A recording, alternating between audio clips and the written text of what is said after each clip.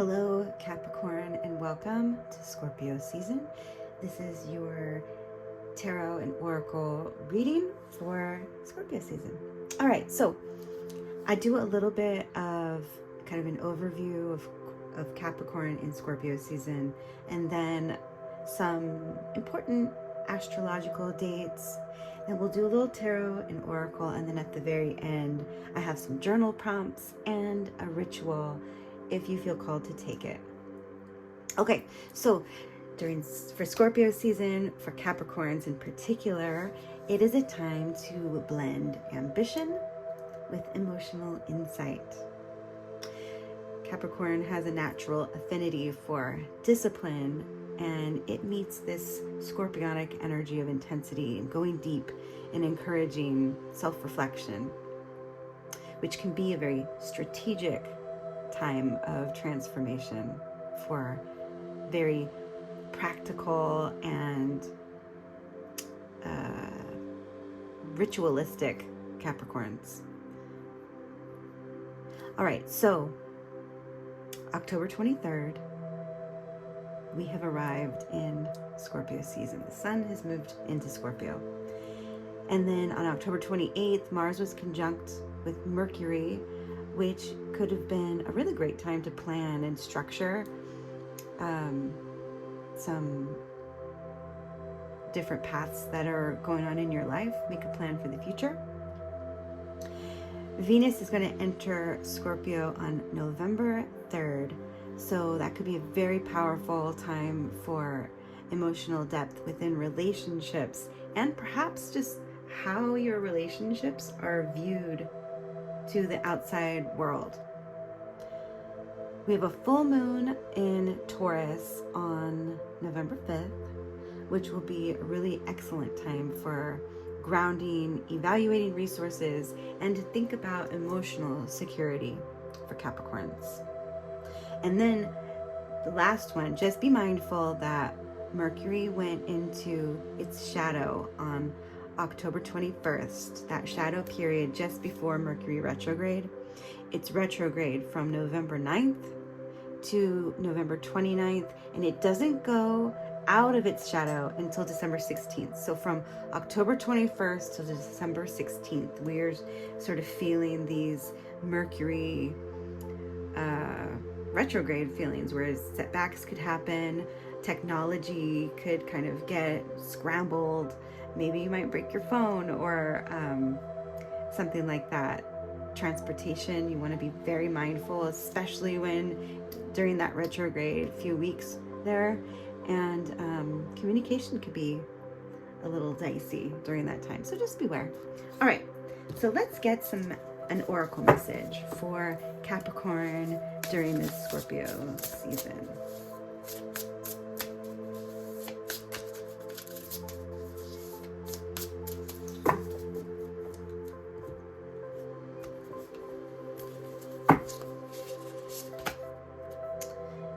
Self-interest. Okay, so have we been very focused on ourself lately, or maybe that we are going to be feeling that way as we go into Scorpio season, or we have already arrived. But self-interest is here to sort of highlight maybe some transformation that we need to go through during this time.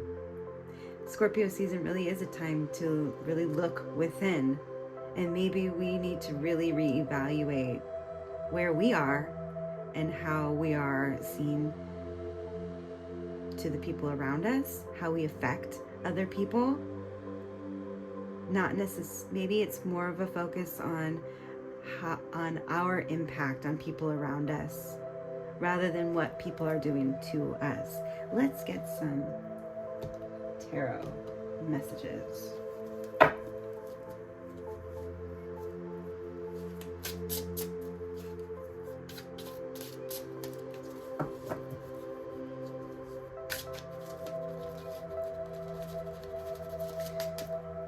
Capricorn does have a tendency to sort of focus on control and structure, and long-term stability. So I wonder if this is a time to sort of maybe look at what they've been trying to control outside of themselves and start to think about what they can control inside of themselves, which would be a great time of transformation. But it will still definitely require some emotional depths and difficulty. Looking deeply within isn't easy, but that's not what we're here for during Scorpio. Okay. Yeah, it could be heartbreaking. Control. That is the this very masculine energy of controlling and authority. I feel like we have this. I feel like this is Capricorn that is looking within, and maybe it hurts. Oh, we also have this like very fiery feminine energy to go with this masculine energy. Oh, and the 10 of Wands. It would not be very uncommon or uncharacteristic to say that Capricorn is working very hard. Maybe they're a little overworked, and this is a really beautiful time to think about yourself. How have you been so overburdened that you are alienated from love, alienated from creativity? Has it been affecting your relationships in a really adverse way?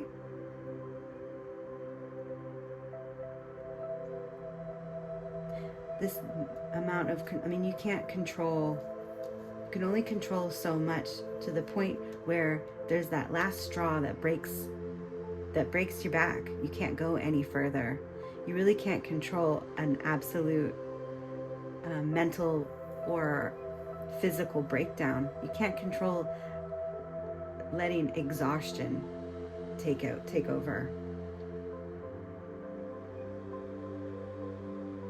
We have the Queen of Wands here, who is a kind of a balancing energy between this like very structured control masculine energy. But then we've got this very beautiful fiery energy, which is maybe a layer of yourself that you have been sort of controlling and not really letting go, because you've been, not only do you have an emotional exhaustion and heartache, but you have a physical exhaustion as well.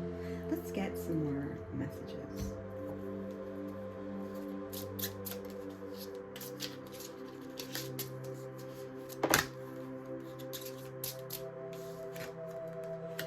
Okay, so the Emperor and the Queen of Wands could definitely be a divine connection, but it also is just about like a duality. This could be within inside of you.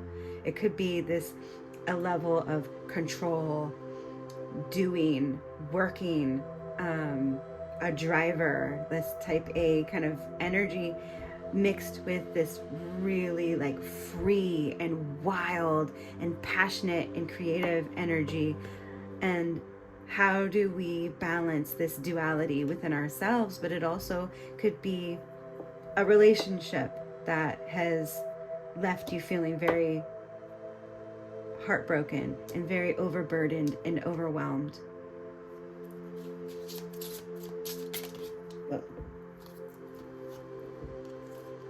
The Moon. Let's just pull one more.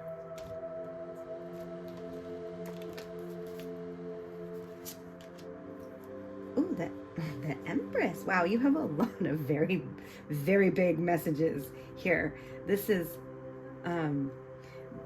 whatever has been happening and has been going on for a long time, left unchecked, that has left you feeling heartbroken and overburdened.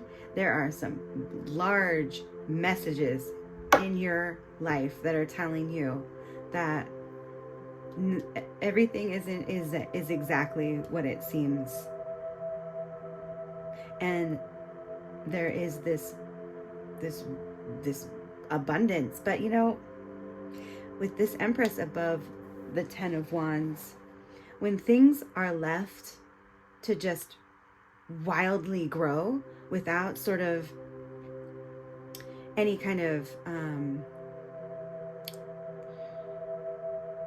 taming, it could create like an abundance of work, an abundance of burdens, an abundance of responsibility in your life. The Emperor really also is a card of responsibility. And there is a need for a balance and duality. Otherwise, if there's too much on one side,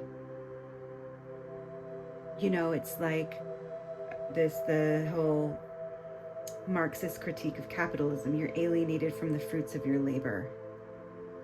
You're alienated from the life that you want to create. And now is the time.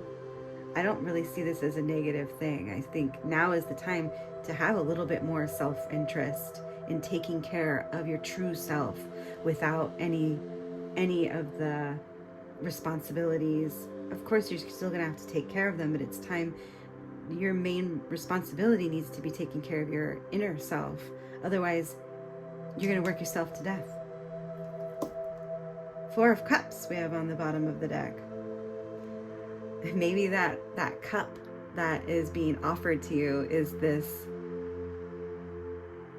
It's one of emotion that says, "Hey,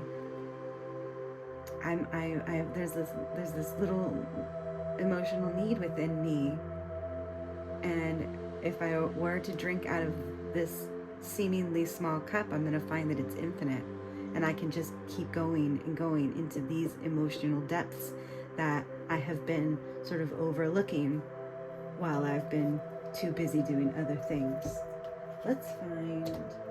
Let's do another oracle.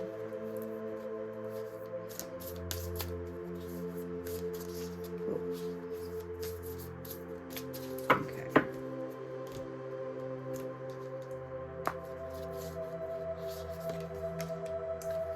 It's the Sweat Lodge. 54. All right. The Sweat Lodge represents the womb of Mother Earth. And the Empress, that is also the womb of Mother Earth. Volcanic stones are heated in a fire outside, then brought into the lodge and placed in a shallow hole in the center.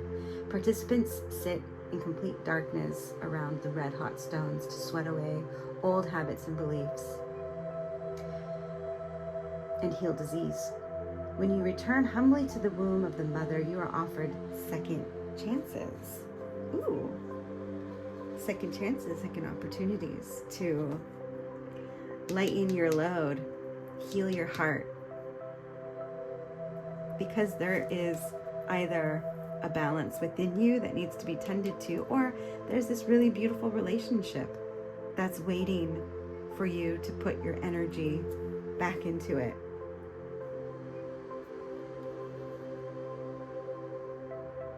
And maybe this really beautiful, nurturing, abundant energy that we have here, maybe they seem like they're just okay all on their own. But they aren't what they seem. Maybe they've been left alone. We also have a pair here, a divine pair. We have got the Empress and the Emperor, which are these divine feminine, divine masculine. We have the lovers. We have quite a bit of duality here that suggests there is this imbalance. And maybe this self-interest is really about self-love. And one of the beautiful things about self-love is that it teaches us how to truly love another and how to truly receive love. All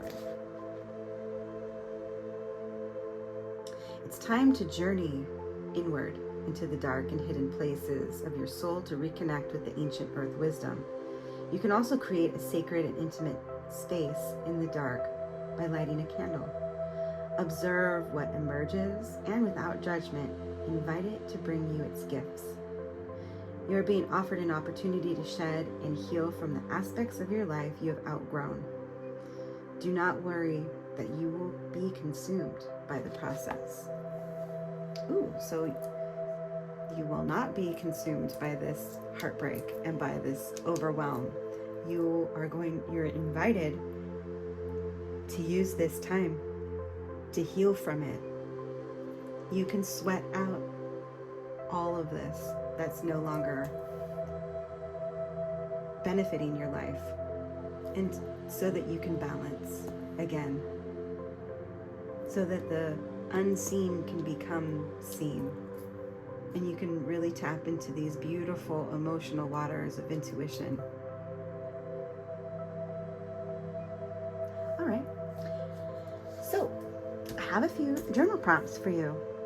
What fears about vulnerability are holding me back?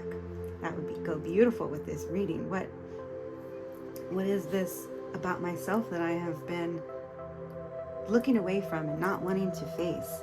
Those vulnerable parts of us that, if we show to others, are so real that we tend to shy away.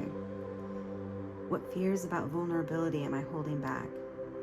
And how can I integrate intuition into decision making? All right, I like that with that reading. Okay, so your ritual is called the Mountain Ritual. And you're going to need a black or brown candle for protection and grounding, or you could do both. You know, stone or a crystal. You could do a clear crystal because that works as a replacement for anything. But Capricorns, some of the crystals that are in alignment with you are, especially for transformation, are Malachite and Smokey Quartz. And you're going to need a journal. And if you would like to do a little smoke cleansing first, I would recommend some rosemary, which really aligns with Capricorn and with creativity. And